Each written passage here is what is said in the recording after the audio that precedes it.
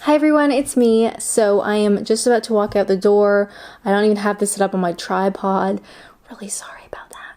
Unfortunately, my partner and I need to move, which is like the worst timing, but such is life.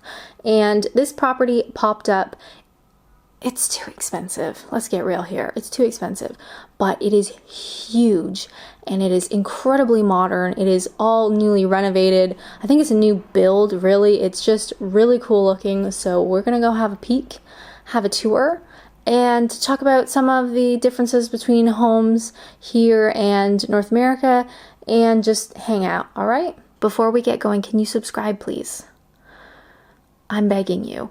I'm just kidding. If you like my content, please feel free to subscribe. That'd be cool. Otherwise, we are going to go view a incredibly modern, semi-detached home in the southeast of England. So without further ado, let's go.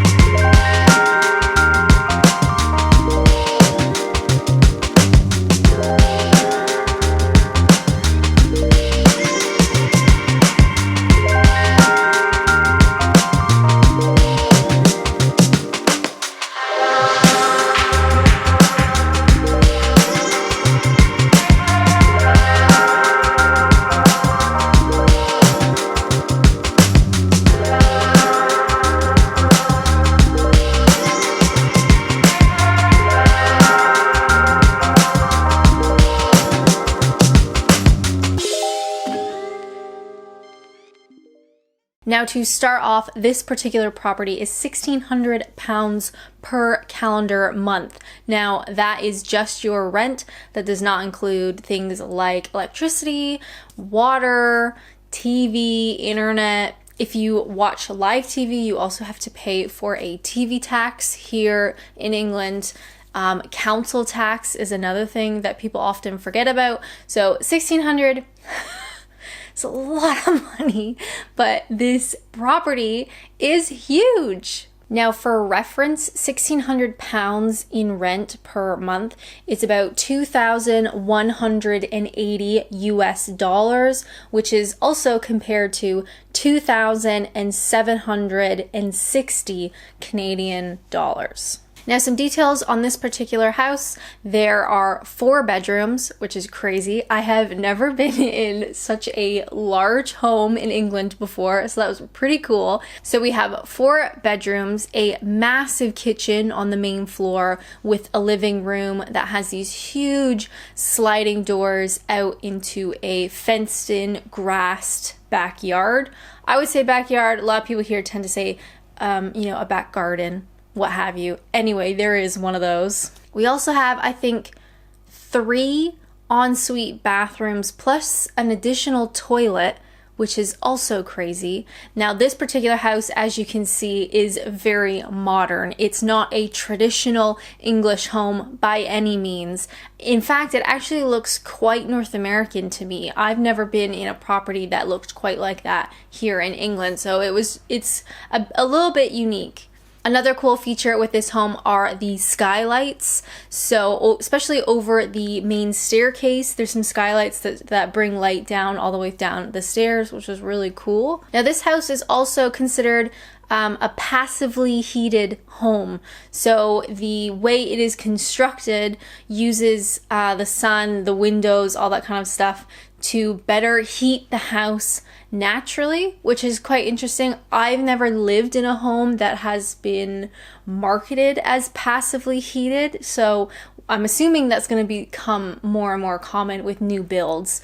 That's certainly not something that you are going to find on a historical home in England, of course, but it is pretty cool. Now, I've done a couple videos about the differences between homes, stereotypically, of course we're talking stereotypes, in the UK versus homes in the US or homes in Canada, and the biggest thing, and it always comes down to this, is size. So if you are looking into or planning on living in the UK for a long time, you have to accept that homes on average are far smaller than homes you can find in America and Canada. It's just the way it is. There's no getting around it, so you just have to get used to it. Of course, there are a lot of reasons for this, but the most obvious comes down to land size. Country size, available land.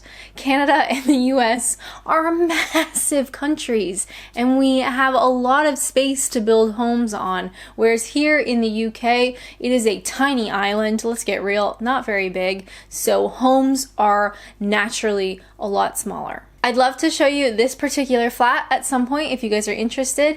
It is shockingly small. But you just have to make do. That's why this particular modern semi-detached home was really exciting. If only I could afford it, but I cannot. Live within your means, my guys, because I could not afford that place. But wow, it was so huge. One of the things that I struggle with as a Canadian living in England are actually guest rooms. I know, not something that you typically think about. In the US and Canada, homes typically are bigger, so having a guest room, a whole room dedicated to the odd times you have people visiting or staying over, that is fairly common. It's completely doable, right? You've got the extra space, you can dedicate a room to a guest bedroom. Here in England and the UK as a whole, because the homes are so much more smaller, much more compact, dedicating a whole room to a guest room is really tricky, which for people like me is also tricky. So if I want my mom to come visit, or my sister or friends or whoever, I do not have a place for them to stay because I do not have a guest room. I can't even have my mom visit me in this flat because she would have to sleep on the couch. There's no other place. And this is like the only sort of living space. So if she's sleeping on the couch, you can't, it wouldn't work. So one thing, just a hot tip for foreigners, for expats who are looking to stay in the UK long term, working around the whole guest bedroom thing is a bit tricky. I obviously can't afford to put up someone in a hotel. If they're going to come visit me, it really needs to be in my own home. So it's just something to think about, which is why this modern home was so exciting, because there's 4 bedrooms. So my partner and I both work from home. Even before the pandemic, we worked from home, so we could have actual office space. We could also have a guest room for people to come visit. So that is really cool. Unfortunately, it is too much money, but my God, isn't it beautiful? Another thing to mention in terms of rent here in the UK, there are 2 main types of rent. Can I call it a type of rent? Either per calendar month or per calendar week. So when you look at listings, it'll either say per calendar month, per calendar week, or use the abbreviation. Now, most properties are going to be per calendar month. So you pay your rent once a month. That's the most common, for homes, for flats, that kind of stuff. If you're coming to the UK maybe as a student, or if you're renting a room short term, or something more short, something more short term, basically, it's more likely that you might pay per calendar week, because obviously maybe you're only there for a couple of weeks, whereas here, obviously, we've been here a while, rent is per calendar month. So just something to think about. Another thing to consider is the type of home. So this beautiful modern house that we are touring is a semi-detached. Now, again, because of land size, because of the size of houses, because of the amount of land, many homes here in the UK are attached to something else. Whereas in North America, a fully detached home is somewhat, I would say, can I say fairly common?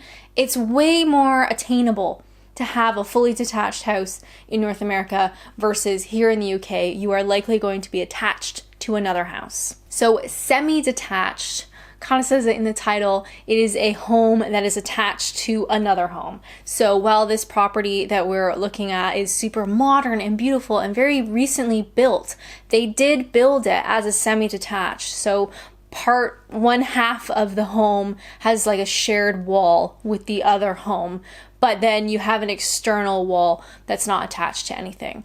Other homes you might find are like sandwiched in together, a terraced home. So you are attached like a big sandwich. Like a big sandwich. I like food analogies, okay? So sue me. So you might have a whole street of homes that are all attached in this big sandwich sub of a home. Anyway, let's move on from the sandwich. In short, a lot of homes are attached to something in some variety. Having a fully detached home, I think, is quite rare. In the UK, I'm going to say rare. I know people will say that's wrong, but I'm going to say it. So overall, this semi-detached property, I think, is a little bit unique to England. It doesn't look like a foreigner's perspective, or perspective's not the word I want. It doesn't look like what a foreigner might envision an English home to look like, right? It is a new build. It is extremely modern. I think it's beautiful. I love modern homes. I love historical homes too. But the amount of space in this property is crazy. It is like 3 or 4 times the size of this property. So that is really cool. Very modern bathrooms, modern kitchen. Just, I think it's a really neat place. Now, of course, can't afford it. So doesn't matter how cool it is, I can't afford it. But I hope you guys liked this tour. And as my partner and I are looking for a new place to live, I'm hoping to take you guys with us and we can view different properties and you can see how different homes differ from each other. It's been rough trying to speak today. I don't know. I think I might need a nap. And of course, I probably should have said this earlier, disclaimer, I live in the southeast of England. It is a fairly expensive place to live, as London is quite nearby, and London is getting more and more impossible for the everyday person to live there. You are either house poor, or you live in a very small home, or you live with a lot of other people if you want to live in London. So what people are starting to do is live in the southeast of England into Kent, so they can just commute. So of course, house prices and rent and everything in Kent is more expensive. It happens in all different countries, but it's just something to be aware of. So properties down here are more expensive. If you want to move up north, by all means, go for it. I have loads of northerner viewers who always tell me to move up north. I don't want to. It's cold and dark up there, you guys.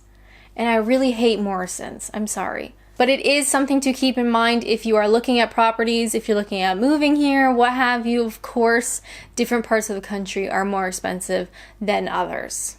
Goes without saying, but I've said it anyway. Anyway, I hope you guys like this video. I hope you like this English home tour. I thought it was pretty cool, something different, and I hope you guys liked it. As always, thank you guys so much for watching, and until next time, bye!